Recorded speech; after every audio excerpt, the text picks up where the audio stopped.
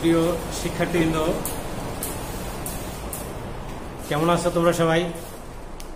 আশা করি ভালো আছো। তো আজকে আমি তোমাদের ওই অংশীদারি ব্যবসায়ের হিসাব এই চ্যাপ্টার থেকে একটি অঙ্ক করাবো। ইতিপূর্বে এই চ্যাপ্টার থেকে আরো 2টি ক্লাস আমি নিয়েছি।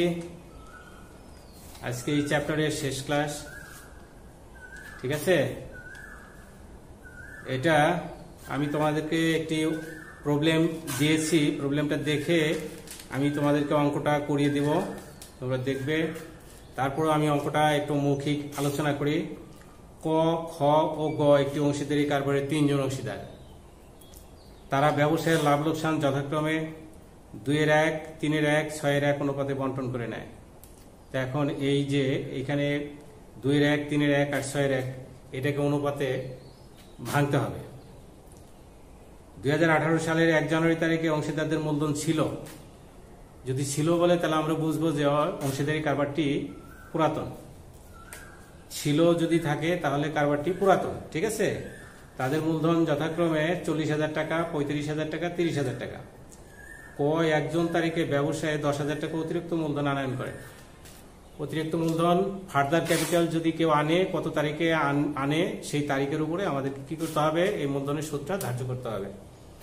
1 জুন তারিখে অতিরিক্ত মূলধন নিয়ে আসছে, তাহলে 1 জুন থেকে ডিসেম্বর পর্যন্ত, June, July, August, September, October, November, December 7 মাসের কি করবো? এই অতিরিক্ত মূলধনের সুদ ধার্য করবো, তাই না? এরপরে এবং 31শে মে তারিখে খ কারবারে 8,000 টাকা ঋণ প্রদান করে। 31 মে মানে এই মে মাসের শেষ দিন। তাহলে ওই একদিনের জন্য তো আর আমরা এটা সুদ ধার্য করবো না, আমরা সুদ ধার্য করবো জুনের থেকে ডিসেম্বর পর্যন্ত যে কয়েক মাস হয় সেই কয়েক মাসের ঋণের সুদ আমরা ধার্য করব। তো ঋণের উপরেও 1932 সালের আইনে বলা আছে, অংশীদারি আইন যেটা, যে ঋণের উপরে 6% হারে সুদ ধার্য করতে হবে, 6%। তাহলে এই 8,000 টাকা ঋণের উপরে 6% জুন মাসের 1 তারিখ থেকে ডিসেম্বর পর্যন্ত যত মাস হয় তত মাসের সুদ আমরা ধার্য করব। তো অংশীদারগণ সারা বছর ধরে প্রত্যেক মাসের প্রথম তারিখে যথাক্রমে 400 টাকা, 300 টাকা, 200 টাকা করে ব্যবসা হতে নগদ উত্তোলন করেন। প্রতি মাসের শেষ তারিখে যদি হয় তাহলে 13/2 অর্থাৎ 6.5 মাসের সুদ ধার্য করতে হবে উত্তোলনের উপরে। চুক্তি অনুযায়ী খ ও গ সার্বক্ষণিক কাজের জন্য যথাক্রমে মাসে 200 টাকা ও 300 টাকা করে বেতন পাবে। তো এই দুইজনে বেতন পাবে মাসে 200 টাকা একজন, আরেকজন 300। একে 12 দিয়ে গুণ করতে হবে, অর্থাৎ 200 × 12 2400 আর 3 × 3600 টাকা হলো গ। অংশীদারগণের মূলধন আর উত্তোলনের উপরে 10% হারে সুদ ধার্য করতে হবে, ঠিক আছে? অন্যদিকে ব্যবসায়ের ব্যবস্থাপক বিশেষ দায়িত্ব পালন করার জন্য তার কমিশন চার্জ করার পরবর্তী বন্টনযোগ্য মুনাফার উপরে 9% কমিশন লাভ করবে। এখানে কমিশন ধার্য করার 2টি পদ্ধতি আছে, একটা হলো পূর্ববর্তী লাভের উপরে আর একটা পরবর্তী, ঠিক আছে? সেটার সূত্র আছে, আমি এরপরে করে দেব। ক ও খ যৌথভাবে গ কে এই মর্মে নিশ্চয়তা প্রদান করে যে গ মূলধনের সুদ এবং বেতন ছাড়াও মুনাফার অংশ বাবদ বছরে 5,000 টাকার কম বা বেশি পাবে। অর্থাৎ এখানে নিশ্চয়তার বিষয় আছে, গ্যারান্টি আছে। এই ক এবং খ এই দুইজন গ কে গ্যারান্টি দিয়েছে যে উনি 5,000 টাকার কম পাবেন না। এরপরে বলছে গ এর বেতন ডেবিট করার পরে, কারো বেতন যদি ডেবিট করা হয়ে থাকে বা চার্জ করা হয়ে থাকে তাহলে আবন্টন হিসাবে তার এই বেতনটা আসবে না, অর্থাৎ এটা লাভ লোকসান হিসাবে দেখানো হয়েছে। আচ্ছা, এরপরে বলছে যে অন্যান্য সমন্বয়গুলো সাধন করার পূর্বে কারবার লাভ 37,376 টাকা। তাহলে আমাদের লাভ লোকসান আবন্টন হিসাবটা করতে হবে এবং অংশীদারদের মূলধন হিসাবটা দেখাতে হবে, ঠিক আছে? আচ্ছা, তাহলে তোমরা দেখো অঙ্কটা করে দেই।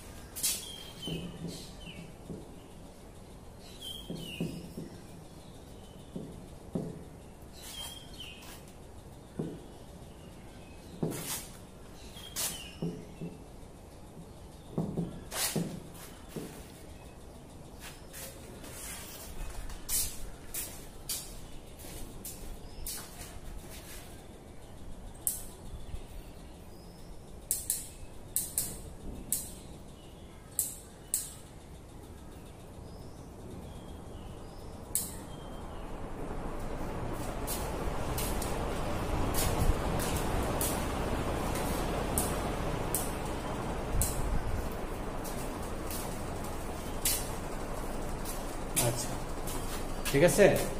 তো এখন দেখো অঙ্কের নেট লাভ দেওয়া আছে 37,376 টাকা।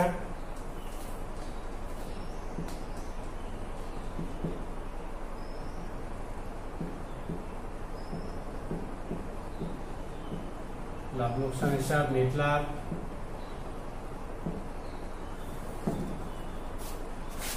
37,376 টাকা, ঠিক আছে।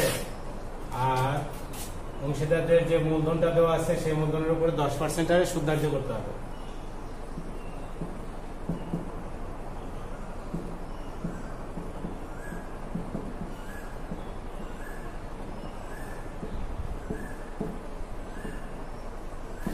উত্তোলনের সুদ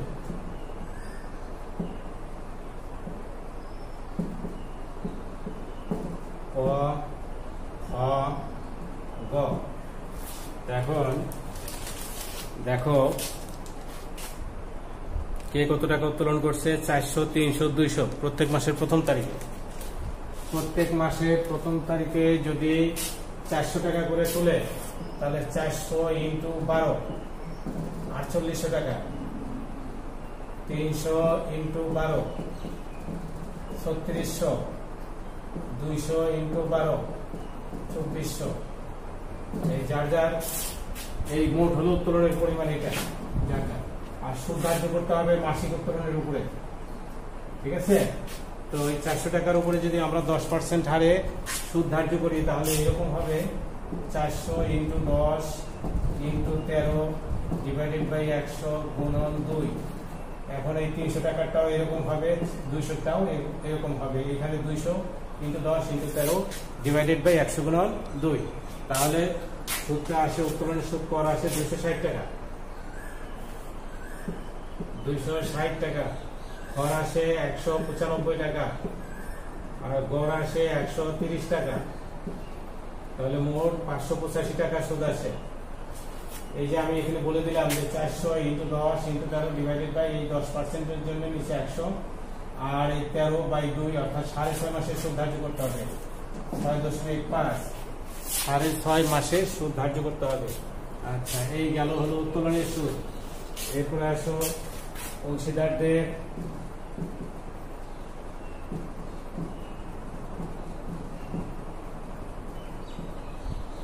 মূলধন হিসাব, মূলধনের সুদ।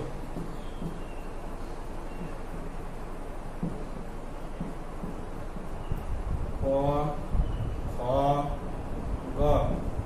কর প্রারম্ভিক মূলধন ছিল অঙ্কে কত টাকা? কর প্রারম্ভিক মূলধন ছিল 40,000 টাকা, আর সে 1 জুন তারিখে 10,000 টাকা ফার্দার ক্যাপিটাল আনছে, তাই তো? তাহলে এই 40,000 আর হলো 1 জুন তারিখে যে 10,000 টাকা আনছে, এই মূলধনের উপরে সুদ ধার্য করতে হবে 10%। তাহলে 40,000 টাকার উপরে যদি আমরা 10% হারে সুদ ধার্য করি তাহলে 4,000 টাকা আসে, ঠিক আছে। আর 10,000 টাকার উপরে যদি আমরা 10% ধরি ইন্টু জুনের 1 জুন, তাহলে 7 মাস, 7/12। এখানে যে সুদটা আসবে এই দুইটা সুদ যোগ করে বসিয়ে দিতে হবে, ঠিক আছে। তাহলে 4,583 টাকা, 4,583 টাকা, অর্থাৎ তার প্রারম্ভিক মূলধন 40,000 টাকার উপরে কোন বছরের সুদ ধার্য করতে হবে। আর 10,000 টাকা ফার্দার ক্যাপিটাল, এই ফার্দার ক্যাপিটালের উপরে 10% হারে যদি আমরা সুদ ধার্য করি 1 জুন থেকে ডিসেম্বর পর্যন্ত 7 মাস, এই 7 মাসে ফার্দার ক্যাপিটালের যে সুদ আসবে এই দুই সুদ মিলে মোট সুদ হবে 4,583 টাকা, বুঝতে পারছি। এরপরে খর আসবে 3500 টাকা, অর্থাৎ উনি 35,000 টাকা প্রারম্ভিক মূলধন নিয়ে আসছেন। এরপরে তৃতীয় জন গ, তার আসবে 30,000 টাকায় 3,000 টাকা। তাহলে মোট মূলধনের সুদ আমাদের 11,083 টাকা, ঠিক আছে। এই গেল মূলধনের সুদ। এরপরে ক্ষয়ের বেতন, ক্ষয়ের মূলধন হিসাব।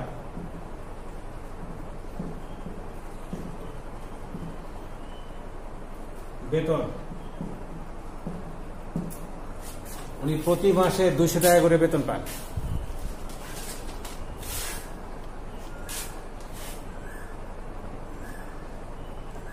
খ ও গ সার্বক্ষণিক কাজের জন্য যথাক্রমে মাসে 200 টাকা ও 300 টাকা করে বেতন পাবেন। তাহলে উনি যদি প্রতি মাসে 200 টাকা করে বেতন পান, তাহলে 200 × 12 2400 টাকা বেতন পাবেন। আর গড় যে বেতনটা, গড় বেতন ডেবিট করা হয়েছে, অর্থাৎ চার্জ করা হয়েছে। যদি বেতন চার্জ করা হয়, কোথায় চার্জটা করছে? সেটা হলো লাভ লোকসান হিসাবে। বিধায় এই গড় যে বেতনটা, এটা লাভ লোকসান আবন্টন হিসেবে আসবে না। ঠিক আছে তো? এটা কিন্তু মূলধন হিসাবে যাবে, এটা মূলধন হিসাবে যাবে। যেহেতু খর বেতনটা চার্জ করা হয়নি, এই জন্য খর বেতন আমরা লাভ লোকসান আবন্টন হিসেবে দেখালাম। এরপরে ক্ষয়ের ঋণ হিসাব,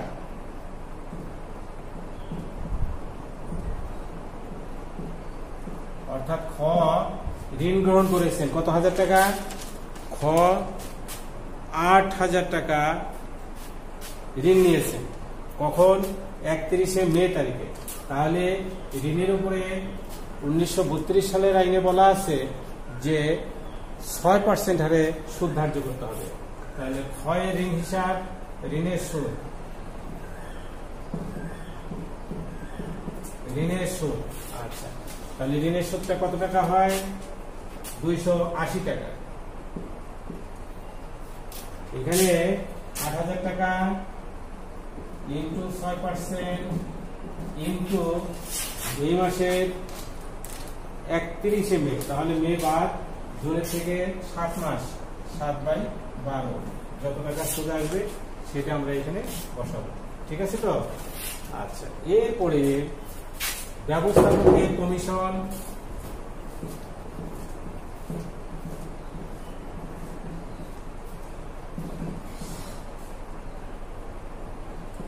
ব্যবস্থাপকের কমিশন, এই কমিশনটা এমন ভাবে হিসাব করতে হবে যে এখানে বলা আছে ব্যবস্থাপক বিশেষ দায়িত্ব পালন করার জন্য তার কমিশন চার্জ করার পরবর্তী বন্টনযোগ্য মুনাফার উপরে 9% হারে কমিশন পাবেন উনি। তাহলে কমিশনটা আমাদের আগেই বসানো যাবে না, আমাদের এখন হিসাব করতে হবে যে খসড়াভাবে আমাদের নিট লাভটা কত হয়। আচ্ছা, অংশীদারদের মূলধন হিসাব,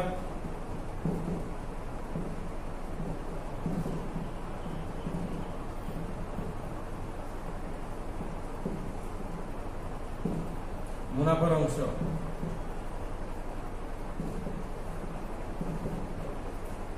ক খ গ।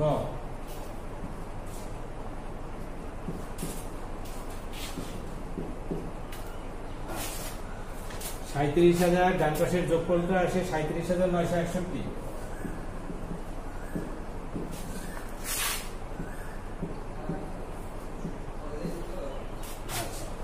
এখন আমাদের একটা কাজ করতে হবে, এই 37,961 টাকা থেকে এই আয়ের থেকে ব্যয়টা বাদ দিয়ে দিতে হবে।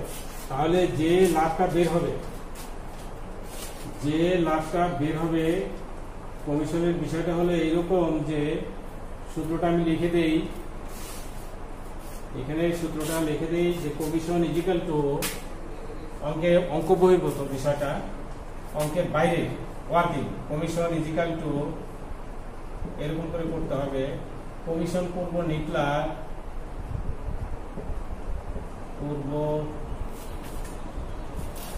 লাভ, ইন্টু কমিশনের হার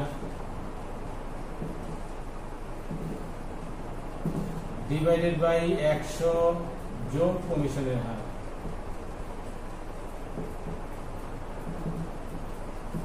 ঠিক আছে? এখন কমিশন পূর্ব নেট লাভটা কত টাকা হবে? এই আয়ের থেকে এই ব্যয়গুলো বাদ দেওয়ার পরে যে টাকা দাঁড়াবে, যেমন 37,961 মাইনাস 10, 8, 8 ষোলোর 6, 87, 1 5 7 3 1 3 1 এই টাকাটা মাইনাস করলে যেটা দাঁড়ায়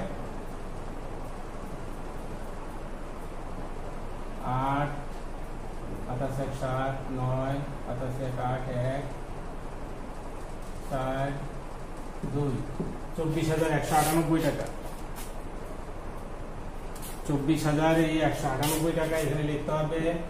24,198 ইন্টু কমিশনের হার 9 ডিভাইডেড বাই 100 যোগ 9।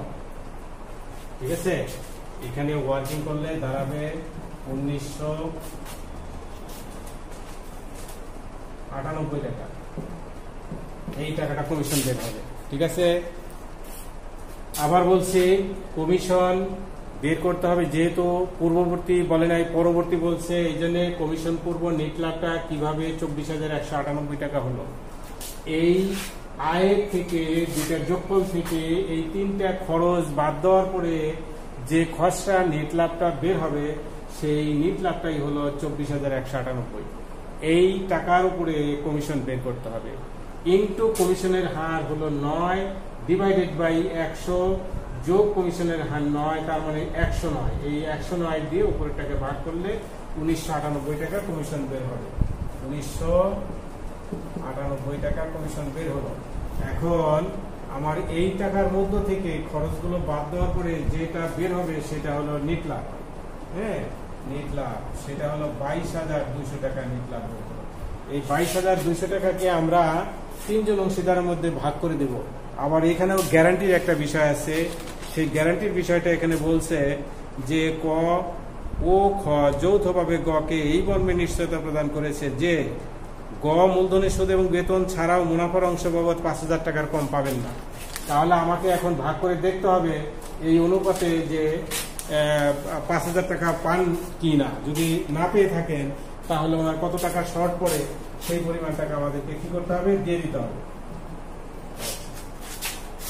তাহলে খেয়াল করো যে আমাদের নেট লাভ কত, এখানে ওয়ার্কিংটা করি 22,200 টাকা। এইটার উপরে আমাদের অনুপাতগুলো এরকম করে আছে, এই অনুপাতগুলোকে ভাঙতে হবে। এগুলোকে যদি আমি ভাঙি তাহলে এরকম আসবে 3:2:1। এটা অবশ্যই আমরা জানি। তাহলে 3 2 5 আর 1 6, এই 6 ভাগের 3 ভাগ পাবে একজন, 6 ভাগের 2 ভাগ পাবে আরেকজন, এরপরে 6 ভাগের 1 ভাগ পাবে গ ক খ গ। এই 3 জনে এইভাবে পাবে। তো ভাগ করে আমাদেরকে দেখতে হবে যে ওই পরিমাণ টাকা উনি পান কিনা। গড় এতে আসে 11,100 টাকা, 11,100। হর আসে 7,400, গড় আসে 3,700। ঠিক আছে, তো এখন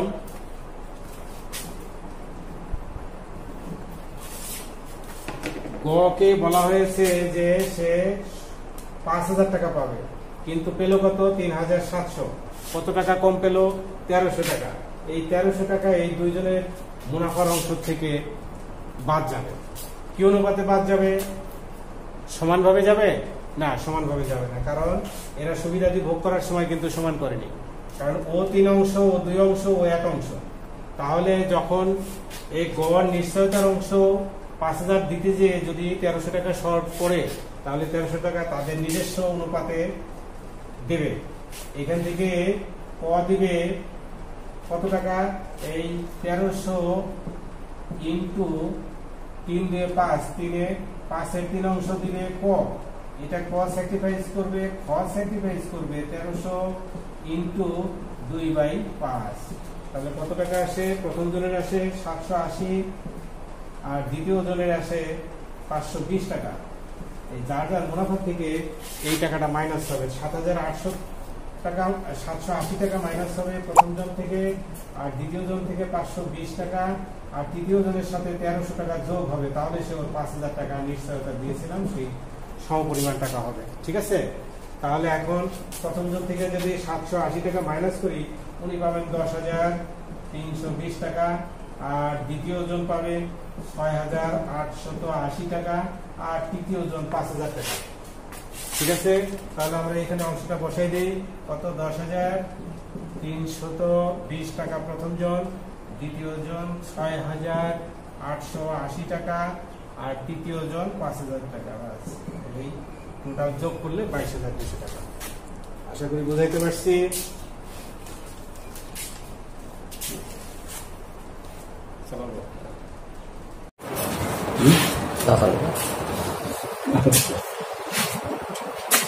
ক টোটাল লাভ হলো 22,200 টাকা। সেখানে 3, 2, 1 অনুপাতে ভাগ করে ক পেল 11,100 টাকা, খ পেল 7,400 টাকা, গ পেল 3700। কিন্তু আমাদের নিশ্চয়তা দেওয়া ছিল 5,000 টাকা গকে। গ শর্ট পড়ছে কত? 1300। এই 1300 টাকা গকে দিলে 5,000 টাকা হয়, কিন্তু এই 1300 টাকা ওরা দুইজনে দিবে, ক এবং খ। ক এবং খ কিন্তু সমান দিবে না, তাদের নিজস্ব অনুপাতে দিবে। নিজস্ব অনুপাতটা কত? 3 আর হলো 2। ঠিক আছে, তো ওই 1300 টাকা 3 অংশে 780 টাকা দিবে, পর কাছ থেকে কমে যাবে, আর খর কাছ থেকে কমবে 2 অংশ 520 টাকা। 520 টাকা তাহলে বিয়োগ করে দেওয়ার পরে যার যার অংশ চলে এলো, এই অংশটা আমরা এখানে দেখিয়ে দিলাম। ঠিক আছে, এই হলো লাভ লোকসান আবন্টন হিসাব। রাখবো কত?